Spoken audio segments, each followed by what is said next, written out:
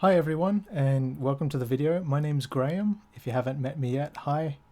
Um, yeah, I just wanted to create this video during lockdown. I've been learning a whole bunch about birds, um, their anatomy and their structure and everything like that. And it's just been fascinating just because of the narrative that we're constantly told. We're always being told that birds have evolved from dinosaurs, and the fossil record seems to support this. We've got the Areopteryx here. It certainly looks like a mishmash between bird and dinosaur. But I wanted to just have a look at some of the key differences between birds and reptiles, just to show um, how different birds really are, and why I don't believe that they that anything as complex as a bird could have evolved from a lizard. And the differences are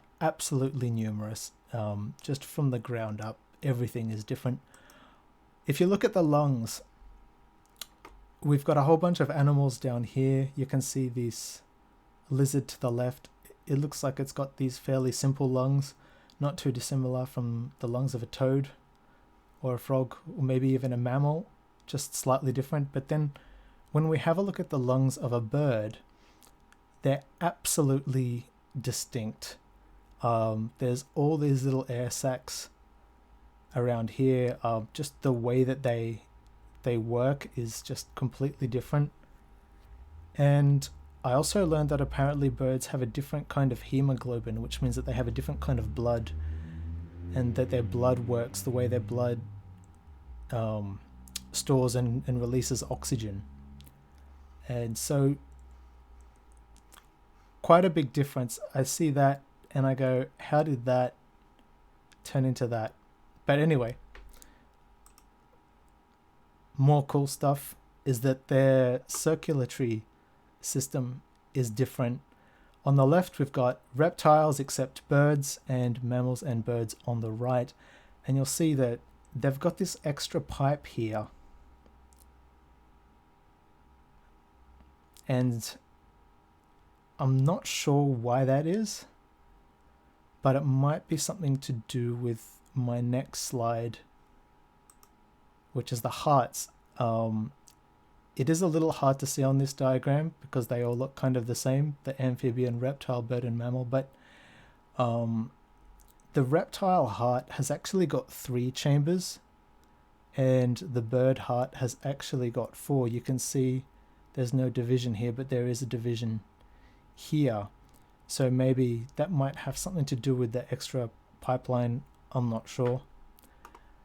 But I just see this, and there's just another difference between reptiles and birds.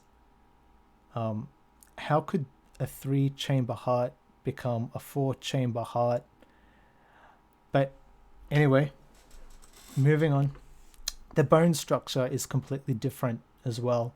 On the left, this is a dinosaur bone, and you can just see how tightly packed all of the cells are. This is on the outside, and then moving into where the softer marrow tissue is down here. You might think it's kind of similar. Yeah, it's harder on the outside, but the inside part, the hollow bit, is much larger, and on the outside it's nowhere near as dense. The structure of it is completely different. When we have a look at the skeletal system, we see that the bird has got a lot of vertebrae in its neck. That's so its beak can reach all the way back and groom all of its tail feathers and everything like that. And we see that the knees are actually inside the creature. So this part is all inside the bird, and the only thing that we can see from the outside of the bird is here. This is actually its ankle. This isn't its knee, but that's its ankle, and that's its foot. And it's designed that way so that the bird can actually balance. Whereas when you see on a dinosaur, its knees are outside, and it's got this massive, big, thick, muscular tail to balance the other part of its body. So just more differences. You look at its neck. It's got a lot of vertebrae, but just its neck is like nothing like the bird neck. It's a lot shorter. Obviously, the dinosaur doesn't need to groom feathers because it doesn't have any, I don't believe. And there are other differences as well. Feathers, these things are not simple. They have a very complicated structure of hooks. They hook onto each other. And there are also lots of different kinds of feathers. All of these have their own purpose. They all form a structure. And we can see this here on the wing structure. All the different kinds of feathers have their place. They don't just spring out of nowhere. What else is interesting is that if our dinosaur is going to evolve into a bird and fly, we're going to have to decide on what kind of wing that it has. All these different kinds of wings serve a different kind of purpose. Birds have a variety of wings, and if you put the wrong wing on the wrong bird, then it's just not going to work.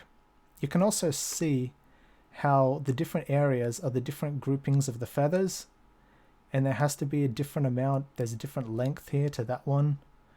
It's just all different. Additionally, a beak is not just a beak.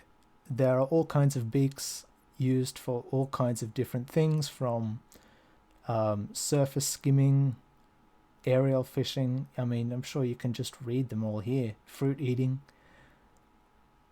A beak is not just a beak. It's a tool for something, and it's specially designed and specially made for something. So with all these differences, coming back to our Areopteryx, I believe there's more similarities between our chicken and our Areopteryx. You can see, just have a look at the neck, have a look at the skull. It does have a longer tail, but compared to the dinosaur tail, which was really thick and really muscular, you have a look at this tail and you can tell that the feathers come basically straight off it. It's just a stick. There's like nothing there. And when you look at its bones are incredibly thin, incredibly brittle. So I think it's safe to say that the Areopteryx isn't some half-bird dinosaur thing, but it's actually just a bird. Just a bird with a long tail. But the narrative, and I always find this hilarious, the narrative is that you will have something like this.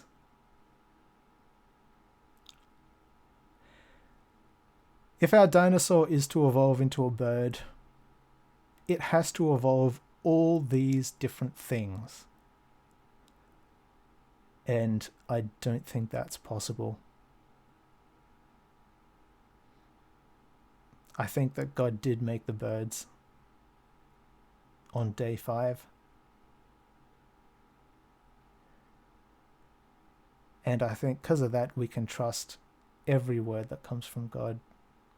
And we don't have to do this whole origami intellectualizing thing. What does it really mean and all that stuff?